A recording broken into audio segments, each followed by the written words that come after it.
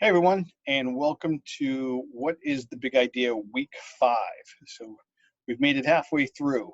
So this week, because you have a presentation due, um, there's not a lot, a big heavy reading that we had to do. What we did is we read a couple articles. So you're reading a couple articles on some different leadership theories. So the first one is The Work of Leadership, and the authors are right there. And that's talking about adaptive change, right? Adaptive leadership. And what does that look like? And kind of gives a good example using British Airways, walking through it a little bit.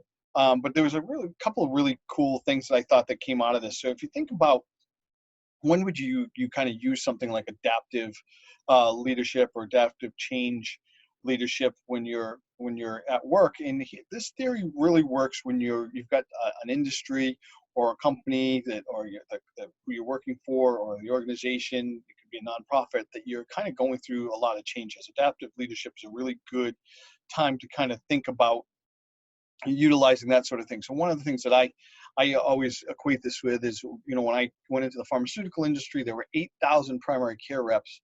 When I left the pharmaceutical industry, there were 650 primary care reps in the company that I worked for. So it's a dramatic change over 20 years. We saw a big decrease, and a lot of time through that, we did a lot of work with adaptive change because we were constantly either switching teams to this product to that product, or we were thinking through, kind of good ways to, get better at what we're doing. We had a lot of people moving parts. We were eliminating positions, taking on more responsibilities. So there was trainings and things like that. So there's a lot of stuff that really went into it. So, kind of, we did a lot with adaptive change. So again, when you're talking about this adaptive leadership, one of the first things you've got to figure out is it a technical skill? Is it something that you can go outside and you can find somebody to help you do that? I always think of like implementing a new computer system, an IT system into a company, and you sometimes you can go out, you can find that technical expertise to come in and develop what you need to develop. But then there's other times when, you're kind of out there on your own, and you're not sure how to make that adaptive change. Think now with the pandemic going on, and how do we work with these people? How do we work to get these people back to work? What does work going to look like when we get back there? It's not going to look like it did, beforehand. There's going to be regulations and changes and things that we have to go through, and then even once we get back to some semblance of normal, it's still never going to be normal again. We've kind of, this is a tipping point of when we change from one type of way that we did work to another type. So it's understanding that and getting everybody on board. Another thing that was brought up into this article, which I really like to bring out, is the get on the balcony. It's one of my favorite concepts that we talk about in this class. And what the whole balcony idea is, when you're in the heat of battle and you're managing a team and you're in the day-to-day grind of doing things, sometimes you have to take that step back and look at it from a different point of view, kind of look at it from a higher point of view. What's going on? And that's what they talk about, the balcony. You can go up on the balcony and you can look around and you can see all the different spots that are emerging and things like that. But you don't want to spend too much time there. You also want to be able to be one of those leaders that goes down into the trenches and understands what's going on with his people.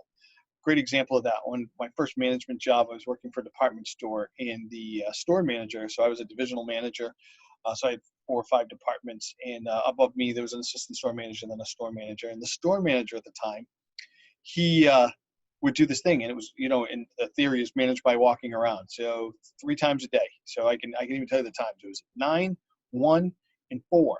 He would walk around the store, and he would spend the time. He would spend about 45 minutes walking around the store, going to different areas. So you wouldn't do the same area of the store each time.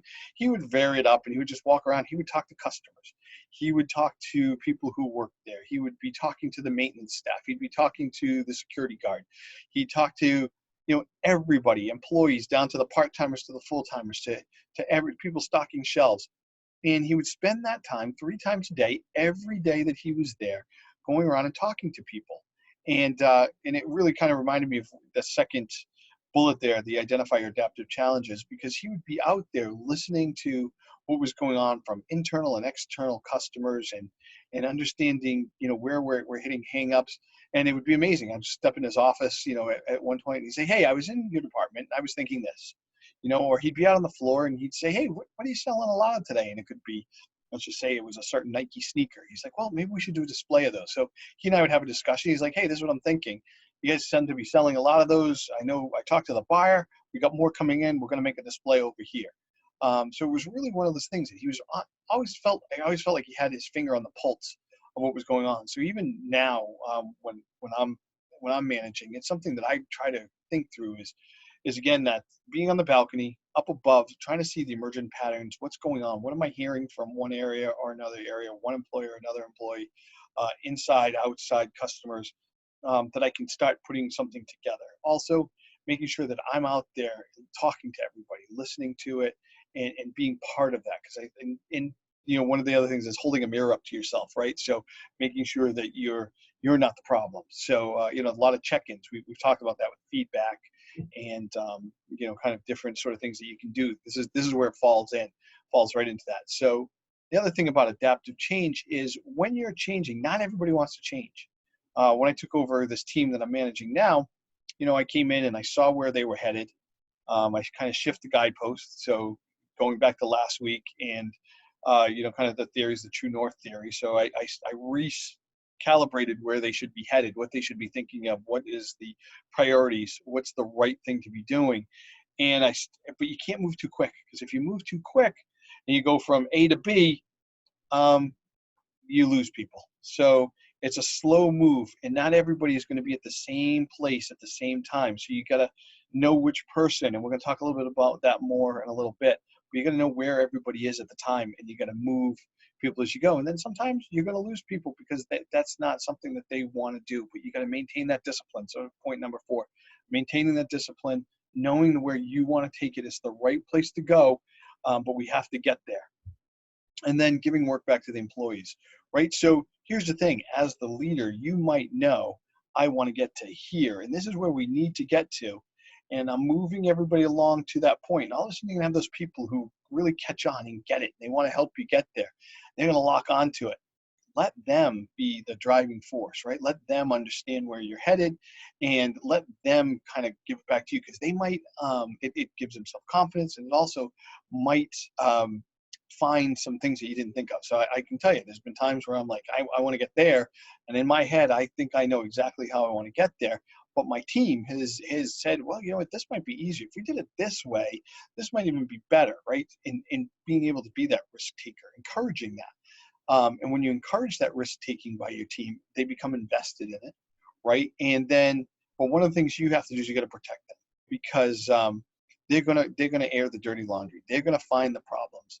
So one of the things that you have to do is you got to allow them to be you got to protect them. You've got to protect them from other people on the team if they're kind of whistleblowing, which is what it says in there, or if they're saying things that maybe up above are not going to like. And but you got to protect them. Sometimes you got to take on, hey, this is what I'm seeing or I'm feeling, even though it's the team, because what you really want to do is and then if as soon as people understand where they're going, you give all the praise to the people who have found that. And that always makes that adaptive change. The more people, it helps people get on board. So that was kind of adaptive leadership that I really like. And then the second one was Daniel Goleman, and he does a lot of stuff on emotional intelligence. And I think again, you'll hear it as EI. It's a kind of a buzzword that you'll hear, and I really like his kind of thoughts of it, because again, emotional intelligence is super important as a leader. I think that's what what was it? It says identifying individuals with the right stuff to be a leader is more art than science, right? So these are some of those things that you're looking for. And as you can tell, again, one of the things I've talked a lot about is self-awareness, and there it shows up again. Self-awareness is being a main component of this emotional intelligence, right? Being able to recognize and understand your moods, emotions, and then kind of how that reflects to others. So how you're reflecting what what gets you uptight is what's going to get them uptight. I see that with my team. They know when we're having a down week and I'm calling saying, hey, is there anything I can do to help you? They know that's my buzzword for, hey, we need to kick it into gear a little bit. So that's one of them. So that self-awareness, self-regulation, making sure, that everyone says is that switch between your brain and your mouth. And sometimes you're going to make sure that what's in here doesn't always come right out. Those disruptive impulses or moods. Remember, people react to your moods. So if you fly off the handle on stuff, they're not going to take it as serious. They're going to be whatever. It's just Sean being Sean. He's just always like that. So you got to kind of think that through and making sure that you're even keeled, you're regulating yourself, and when the pressure's on, or when it's kind of crazy and everybody's looking to this, like they're in panic mode, you've got to be that steady ship, and that's that self-regulation. Motivation. So motivation is interesting. It's one of my favorite things. We're going to do a little bit more of it later in the semester because there's a really good kind of thing that we'll talk about on motivation. But there's two types of motivation: intrinsic and extrinsic motivation. So intrinsic, internal motivation; extrinsic, outside, something outside that motivates you. I'm a big believer in intrinsic motivation. I think if you can motivate yourself, what motivates you to be better is always going to go a lot farther than anything else. You'll see those people who, people say, "Oh, I am absolutely motivated by money," and you see them, they chase the dollar for their whole career. They never catch it because they're moving from one job to another. They're never developing those skills. They're never fully completing what they're trying to do, and it never gets them that inside happiness, which is that intrinsic motivation. So, the things that intrinsically motivate you is completing that project, accomplishing a goal, stuff like that. So, that's one of those things that I'm a big believer in is, the setting goals with the team, making sure that we're headed in the right direction, because I think, that's something that will motivate them. Giving them sometimes stretch things and saying, hey, listen, this is what we're going to do. How are we going to get there? Again, that intrinsically, how they're going to motivate themselves, how are they going to feel good about what they're doing? And the last one I'll talk about is empathy. So, again, understanding other people's feelings and how other people react to situations, and knowing that if this happens, this is going to be. I remember I had a coworker who I worked with on a couple of different teams, and she was a fly off the handle, cry at the drop of a hat, get really upset about things, but I understood it, and I could really work well with her because I understood that.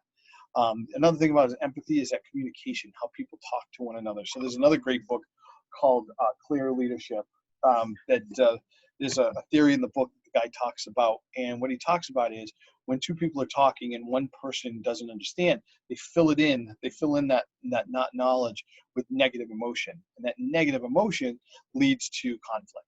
And kind of having that empathy of understanding, again, the way that you're talking or the way that somebody else is talking, how they come together, and if somebody doesn't understand, that they are going to fill it in with that negative emotion. So making sure that you're checking in constantly, having that empathy for people is a strong thing. So those are those two articles. Then the third thing I want to talk about a little bit tonight, because you're going to listen to a talk with Ken Blanchard. So if you remember Ken Blanchard, he was following servant leadership, right? So he's kind of been the guru. I put all his books up here. He has a lot of books. He's a prolific writer, and he's got some books that the 1 Minute Manager is a really important one.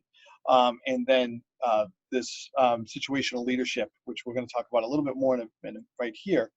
Situational leadership to me this is my coaching style. So when I coach people, this is the model that I use. I think this is a really strong model for people as coaches, and I think you can get a lot out of it. And again, it comes from this Ken Blanchard. So what this model says is that when a task comes down, you have to decide the person who's doing the task, where they're at, right? Is this something that they've done before or they've never done before? So if you look at the way it's brought, so up on the left is supportive behaviors, and on the bottom, the x-axis is directive behaviors. So what you do is you figure out, so you can have somebody who could be brand new to a job and needs a lot of direction, or you could have somebody who's been on the job for a long time, but still this is a task that they've never done before, they've never done effectively, and you need to give them more direction.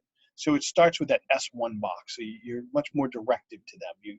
You give them direction. You let them know. You tell them basically step by step by step by step how to do something. Then you go to the next step, which is coaching. So once you've done this task and now they're going to do it again, now it's much more coaching. So it's still highly directive. So you're still giving them a lot of direction, but you're also giving them a lot of support. You're saying, hey, you remember last time when you did this, this worked really well. And if you remember when you did this last time, it didn't work so well. So how could we do that better? What are some of the things that we could do to make that better? And I think this is how you could do this to get that better. See, there's the coaching in there. What do you think? And then you move to the S3. Now, I'm going to be honest with you, the S3 box is the hardest box for me. So when I have somebody so we'll skip that in a minute, and I'll come back to it, because then the S4 is delegating. That's somebody who you can just say, hey, I need you to do this, and then you don't think anything else above it. You just know that it's done, right? So now let's go back to the S3. So the S3 box, why is that in the tough box? People in that box, you've been directive with them. You've given them a lot of coaching support. But what ends up happening here is that you want to support them, but you want to cut back on the directive. This is now when they, kind of the rubber meets the road. They have to be able to do this on their own. And again, I have a lot of trouble with this one. And I have somebody now who will always say, so what do you think? Should I do it this way? Should I do it that way? Should I do it this way? And this is tasks that we've gone over and over and over. So as a matter of fact, on a call today, I said, listen, I'm not giving you a time frame on this, right? You know what needs to get done. You know that we need to get this done sooner rather than later. I need you to just do this.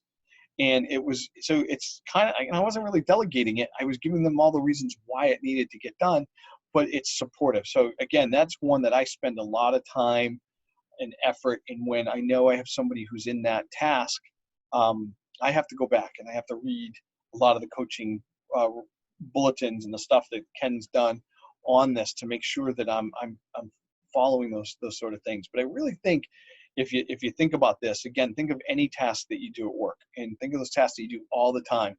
But then think of those tasks that give you, make your heart beat a little bit faster because you're a little bit nervous about doing that. If you had a leader who then came to you and understood that this wasn't something that you were comfortable with, and put you in the box and either directed you, kind of gave you that step by step, so that you didn't feel like you were making a mistake, or they coached you through it, or they were just supportive, and that's kind of the the bird on the edge of the nest, and kind of just giving them a push out of the nest and hoping that they'll fly. That's where you're in that supporting, and then kind of that delegating it. And again, I love when I get to a point where I've developed a team where I'm doing a lot more of the delegating. I like to spend a lot of my time in the S2 and S4, right? Developing plans, coaching somebody through it, and then letting them run with it, as we've talked it through. So I think this is a really good kind of model for coaching. So kind of getting into adaptive change. So at one point in my career, I did some work with a company. I was, the pharmaceutical company I was working at, and we were going through a lot of changes. And so I had a director come to me and say, so it was in 2012, and say, listen, we're having a meeting. It was about 250 sales reps. I was a peer of theirs at the time, highly thought of peer, but a peer, not a manager. And he said, I need you to get up, and I need you to give a talk about, kind of getting us to the next level. So I started thinking about it, and there was this concept, and there was a TED Talk that I built it around, which you're going to listen to, the Angela Duckworth Grit, which you'll see in a minute, but was part of it. So I built the presentation around her grit. So finding something. So I just wanted to run through this presentation because I just think it's a good indication of how I took a concept, the adaptive change concept, and built it into a presentation. So again, grit. So you can think of grit in a couple different ways. You can think of it as small, loose particles of stone or sand, or you can think of it of courage and resolve, strength of character. So, grit can be firmness of mind or spirit, unyielding courage in the face of hardship or danger. Most people, when they think of grit, this is what they think of. So this is my Bruins background. So these tough Bruins hockey players beating each other up, because that's gritty. Or they can think of John Wayne, right? So my grandmother's favorite actor. Courage is being scared to death and saddling up anyway. So that was John Wayne's kind of quote. But can grit be in other places too? So think of Malala. So she was an 18-year-old Pakistani activist for education of young women. Taliban gunmen attempted to assassinate her when she was 12. She was a 2013, 2014, 2015's Times most influential people in the world. And at 17, she was the youngest ever Nobel laureate, Peace Prize laureate. So again, a lot of grit in what she did. She found a cause, and even with everything going on, she still found a way to move it along. How about another example? So I'll tell you, so this is an example that I'm using with my team right now.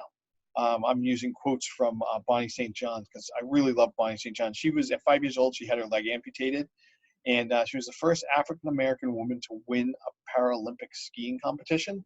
She was honored by 3 presidents, and a few years ago, Starbucks put a lot of quotes on cups, and she had my favorite quote, and I got to meet her at a meeting.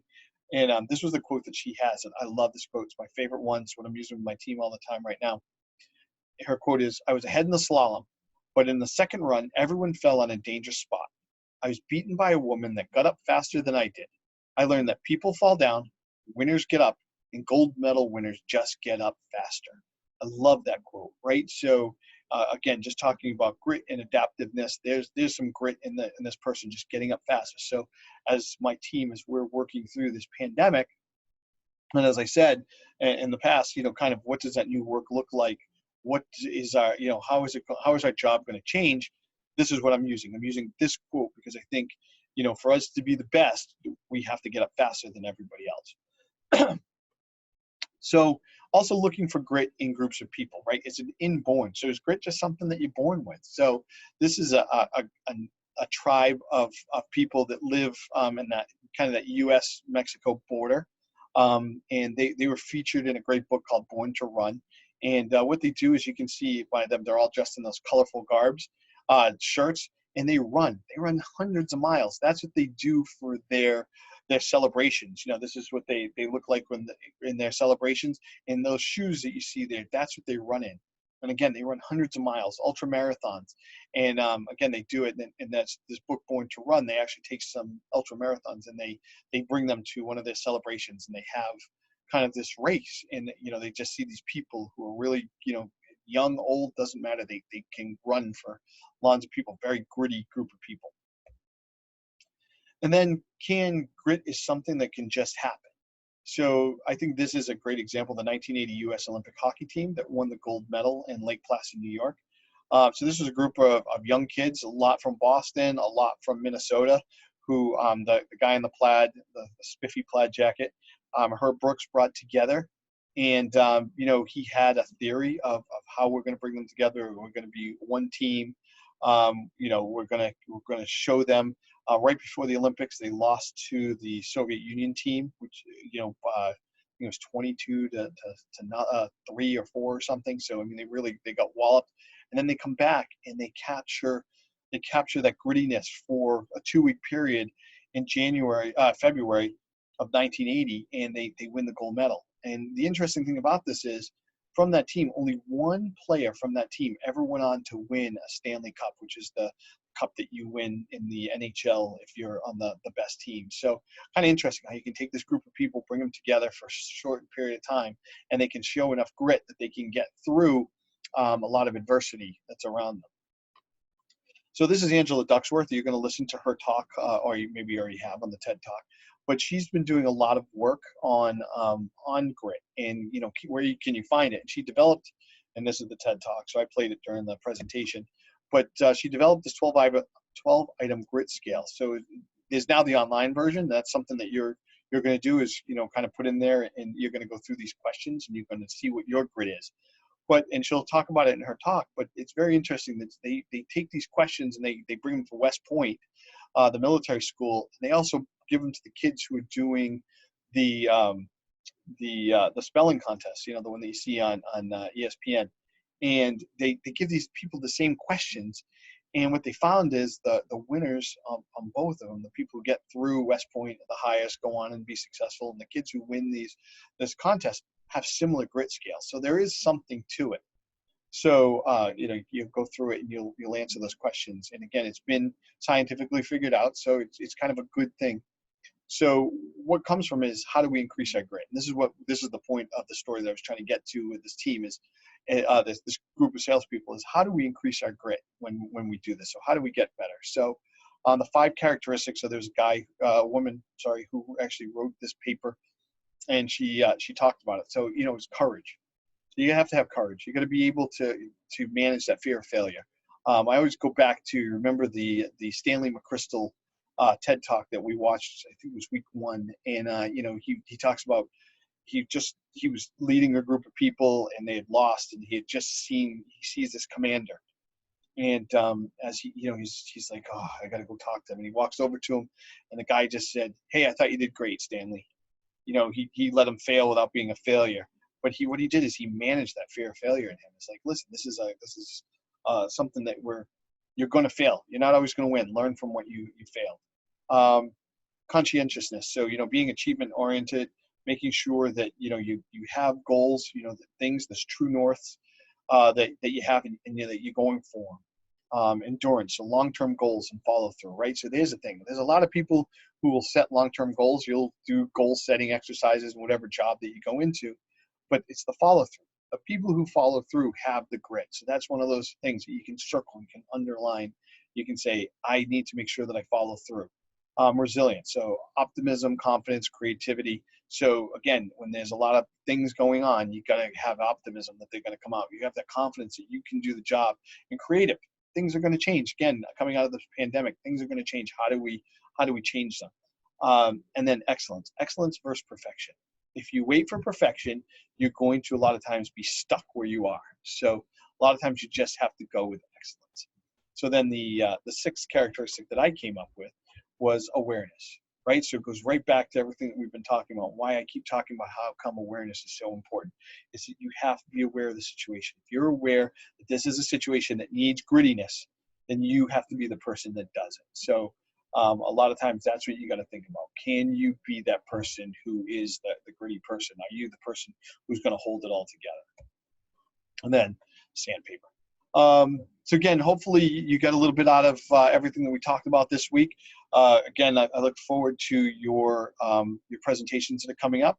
And, again, if you have any questions, don't hesitate to reach out, call, text, email, whatever you feel comfortable with. Make sure that you get through it. You'll have a couple of TED Talks again. You'll have the TED Talk on grit, and then you got a couple of things to listen to on servant leadership and Ken Blanchard. So you kind of wrap it all up this week. So again, thank you. If there's anything that I can do, make sure to reach out.